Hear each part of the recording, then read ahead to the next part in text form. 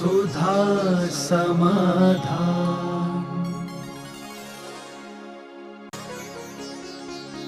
नमोस्तु गुरुदेव। क्या कर्म द्वारा भाग्य और निमित्त को बदला जा सकता है? भाग्य और निमित्त और कर्म, ये तीनों चीजें कि हमें पहले परिभाषा बनाना पड़ेगी। कर्म का अर्थ है पूर्व में किया हुआ जो कर्म है वही भाग्य है। भाग्य नाम की कोई चीज दुनिया में नहीं है।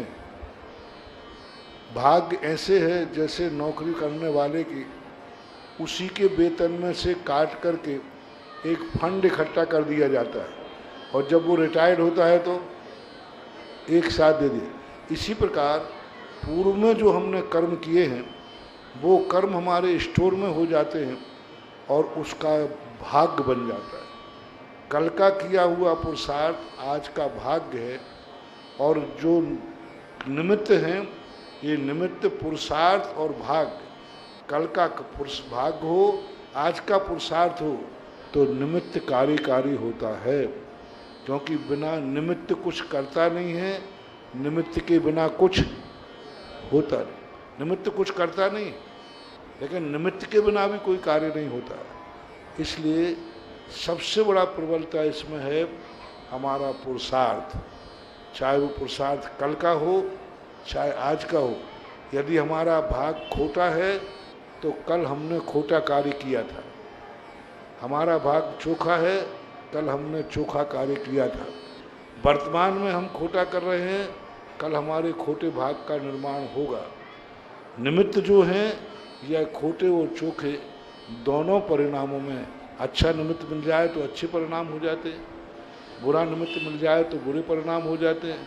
लेकिन कई बार अतीत में इतना खोटा कर्म करता है कि अच्छे निमित्त मिलने पर भी वह खोटा ही होता है। जैसे मारीच का जीव है, आदिनाथ जैसा खोटा चोखा कुल मिला, चोखे कुल में जन्म लिया, लेकिन अतीत में उसका इतना तीव्र मिथ्यात्व था कि चोखा निमित्त मिलने पर भी उसके परिणाम बिगड़ जाते हैं।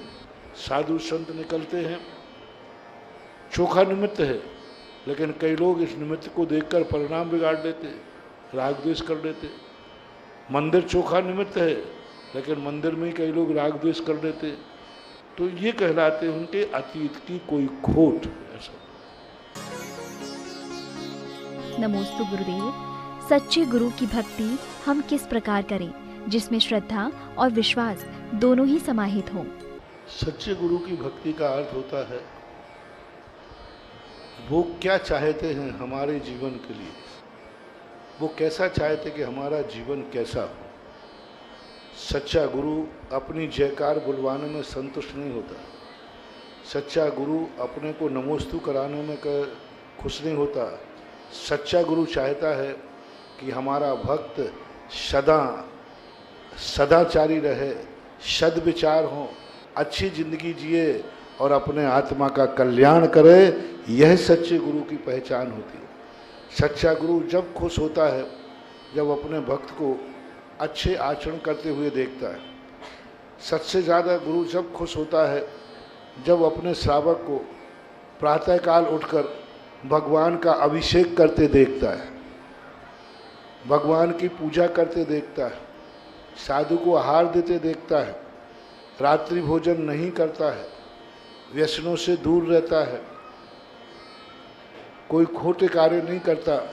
ये देख करके साधु को सबसे बड़ी खुशी होती है और यही सच्चे गुरुओं के प्रति भक्ति मानी जाती है। नमोस्तु गुरुदेव। शास्त्रानुसार महिलाएं भगवान का अभिषेक नहीं कर सकती, तो फिर वह उनकी वैयावृत्ति कैसे कर सकती हैं? वैयावृत्ति का अर्थ मात्र अभिषेक करना ही नहीं है। यदि वो अपने आप में अभिषेक उनका सबसे बड़ा कार्य है। महिलाएं जो अभिषेक नहीं करती हैं कर सकती हैं यदि वो अपने पुरुषों के प्रति ये भाव कर लें, चाहे बेटा हो, चाहे पति हो, चाहे पिता हो, यदि उनको अभिषेक करने की प्रेरणा देते हैं तो पुरुष से भी ज़्यादा पुण्य महिला कमा सकती। और यदि वो एक नियम ले लें कि हमारे घर का पुरुष वर्ग ही जब मुझे अभिषेक करके गंधोदक देगा तभी मैं आहार करूं, भोजन करूंगी। समझ लेना सारा पुण्य का भंडार तुम्हारे खाते आ गया। माँ नियम ले ले कि बेटे से बेटा देगा अभिषेक गंधोदक ला के देगा तो ले लूँगी, भोजन करूँगी, नहीं तो नहीं करूँगी। बेटा कहे माँ मुझे क्यों परेशान कर रही हो, मंदिर में बहुत सारे अभिषेक करने वाले, तो उनसे कह सकती हो बेटा यदि मंदिर में बहुत सारे लोग मुझे अभिषेक दिखा सकते हैं तो मैं अपनी वसीयत भी उन्हीं को दूंगी जो मुझे अभिषेक दिखाएं। वसीयत तुझे दूं और अभिषेक कोई दूसरा बेटा दिखाए। श्रीमान जी से भी कह सकते हो आप मुझे अभिषेक दिखाइए। वो कहते बहुत सारे पुरुष कर रहे हैं, कर लीजिए। नहीं, मैं वो पापिन नहीं हूँ कि दूसरे के पुरुषों के अभिषेक देखूं। मैं वो सौभाग्यवती हूँ कि आप जिंदा हो तो आप अभिषेक दिखाइए। तो महिलाओं को अपने पुरुष वर्गों को जैसे बने तैसे अभिषेक की प्रेरणा देते हैं और तुम्हारी प्रेरणा से परिवार के पुरुष अभिषेक को जाते हैं तो करने वाले से भी ज़्यादा पुण्य तुम्हारे लिए मिलेगा क्योंकि तुमने दूसरे को करवाया है। नमोस्तु गुरुदेव। गुरु चरणों का ऐसा क्या प्रभाव होता है कि उनके चरण पड़ते ही रुके हुए या बिगड़े हुए कार्य भी सहज हो जाते हैं। साधु की संगति में यही लाभ नहीं हो तो फिर साधु की उपलब्धि का मतलब क्या है? सबसे बड़ी चीज है श्रावक ये देखता है। एक बार ये पंडित जी ने प्रश्न किया कि महाराज जी हम लोग बोलियां लगाते हैं, बोली बढ़ती नहीं, आप लोग कुछ नहीं बोलते बैठ जाते हो तो भी बोली ऐसा आप लोग कौन सी माला फेरते हो? मैंने कि माला कुछ नहीं फेरते हैं। श्रावक को एक विश्वास है कि जो कार्य गुरु के सामने हो रहा है और गुरु साक्षी दे रहा है इसका अर्थ ये कार्य महान है। यदि ये कार्य गलत होता तो गुरु महाराज कभी अपनी उपस्थिति न देते, प्रेरणा न देते। बस उसको ये पता चलना चाहिए कि जो मैं कार्य कर रहा हूँ ये महान है कि नहीं, और उस पर जब गुरु की सील लग जाती है तो वो निश्चिंत हो जाता है। इस आज देखो ऐसे ऐसे लोगों ने भी राशि लिखाई जिनकी उतनी हैसियत नहीं है, जिनकी उतनी शक्ति नहीं है, लेकिन फिर भी कहा कि गुरु महाराज ने आशीर्वाद दिया है तो जैसे दुनिया भर के काम करते हैं ऐसा ये काम भी करें। एक बात तो थोड़ी सी कमजोर हुई, आज सुबह बड़े आदमी और गरीब आदमी सब एक ही तराजू में तुले, लेकिन बड़े आदमियों को अपनी ईमानदारी का परिचय देना चाहिए।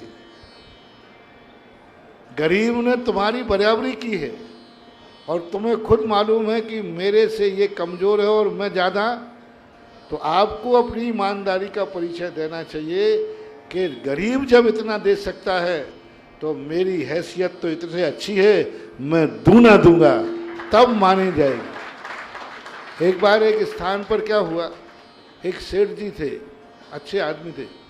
वो क्या कहा करते थे, जो सब लिखा है वो मेरा लिख लेना। क्या बोले? जो सब लिखा है वो मेरा लिख लेना। अब सब लोग परेशान के सेठ जी आप कैसे? तो मेरे सामने भी लोगों ने मुझे बता दिया महाराज जी सेठ जी ये कहते। तो मैंने कहा सेठ जी ऐसा आप क्यों करते हो? बोले महाराज सुनो, मैं ऐसे इसलिए करता हूँ जिससे गरीब का अपमान ना हो, जिससे गरीब को ये नहीं लगे कि ये सेठ जी है ज़्यादा लिख गया, मेरी कलम कमज़ोर हो गई, इसलिए हम गरीब के सम्मान के लिए करते हैं। अरे मैंने कि वारे वाह सेठ जी, मैं ही मिला तुम्हें बुद्धू बनाने की। क्या गजब की बात कही, गरीब की कलम नीची ना हो जाए इसलिए। मैंने कि ऐसा गरीबों का मसीहा तो मुझे आज तक नहीं मिला जो गरीबों की। तो फिर मैंने कहा कि भैया सबसे बड़ी चीज़ यदि आप गरीबों पे इतनी चिंता करते हो तो आपका व्यापार ज़्यादा चलता है, गरीब का कम चलता है, उसको बड़ी तकलीफ होती है। आज मैं भगवान से प्रार्थना करूंगा, हे भगवान, इस सेठ गरीबों का मसीहा है, इसका व्यापार भी गरीब के बराबर हो जाए, क्योंकि गरीब को तकलीफ होती है।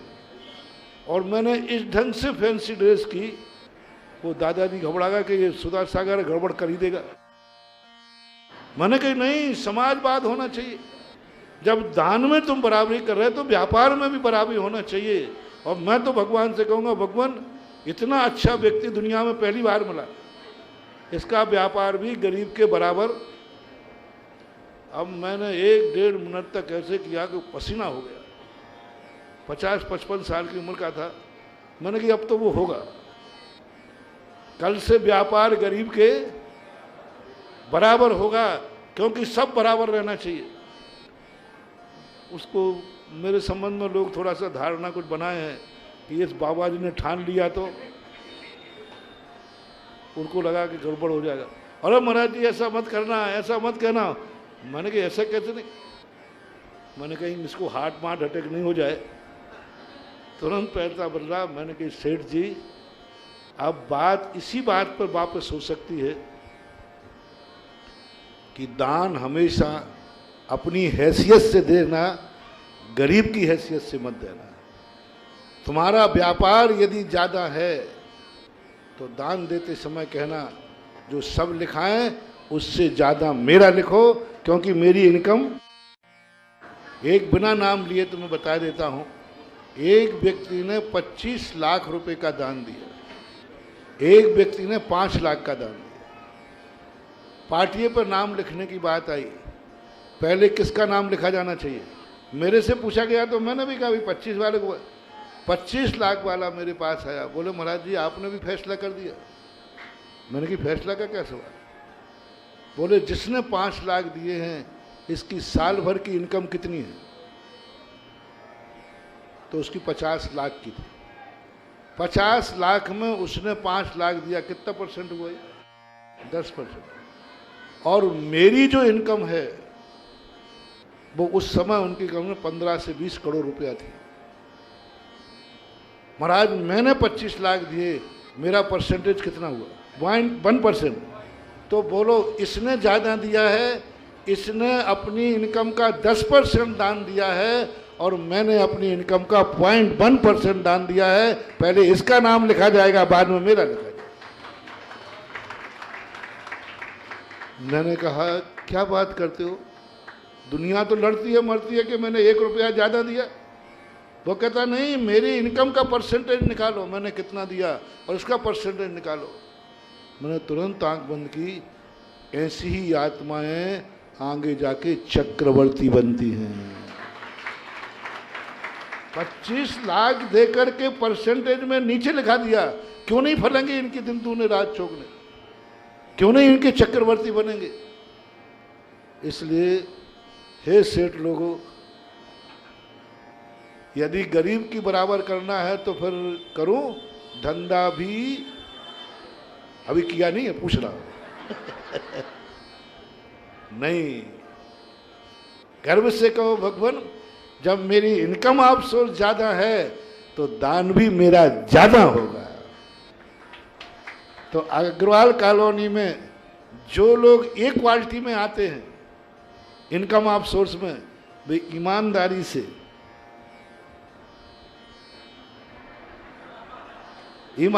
से कहें और गरीब को देखें कि इसकी इतनी हैसियत नहीं थी, इसने भी मेरे बराबर दान दिया, मेरी हैसियत ज़्यादा है।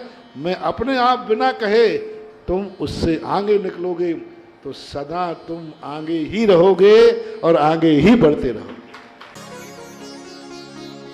नमोस्तु गुरुदेव।